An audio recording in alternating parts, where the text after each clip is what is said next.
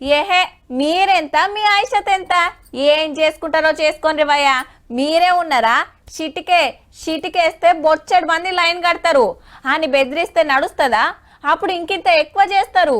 అదే దగ్గరికి పిలుచుకొని ఇంత ఛాయ్ దాపిచ్చి మీ తిప్పలేందో చెప్పుర్రి ఏం కావాలి ఎట్లా చేద్దాం ఇప్పుడైతే గిది తీసుకోండి జర పైకం సుత్రాయించినాక తతిమే చేసుకుందాం అని బుద్రకిస్తే పక్కా సలవడతారబ్బా ఎవ్వలైనా ఇయాల గదే జరిగింది మళ్ళా సర్కార్ తోటి చర్చలు చేసినాక ఆర్టీసీ అన్నలు నిమ్మల పడ్డారు అంటే సమ్మె చేయం బరాబర్ బస్సులు తీస్తాం ఎప్పటి లెక్కనే టికెట్లు కొడతామని ముంగడికి వచ్చిర్రు బస్సుల మంత్రి Ponnam Prabhakar sir RTC JAC లీడర్లను సచివాలయానికి పిలుచుకొని పొంటెల కమానం మాట్లాడిండు అప్పులేంది ఆమ్దానేంది హామీలేంది కుల్లం కుల్ల చెప్పిండట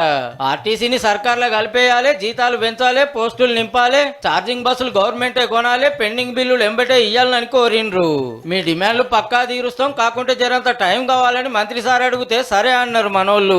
ఒకటి ఆర్టీసీని ప్రభుత్వంలో విలీనం దాని గురించి సుదీర్ఘ చర్చ జరిగింది సానుకూల స్పందన వచ్చింది CPI MLA Koonamneni Sambasivarao sir Telangana Janasamithi MLC Kodandaram sir ముంగడబడి చర్చలు నడిపించిండ్రు ఈ రిటైర్డ్ ఉద్యోగులకు సంబంధించినటువంటి బకాయిలన్నింటిని కూడా వాళ్ళు ఇస్తామని చెప్పారు 2021 2025 వేతన సవరణ గురించి కూడా వారు కూడా సానుకూలంగా స్పందించి ఇక అటు ఉద్యోగ సంఘాల సమస్యలు తీరుస్తానికి 3 ఐఏఎస్ ఆఫీసర్లతోటి కమిటీ చేసింది గవర్నమెంట్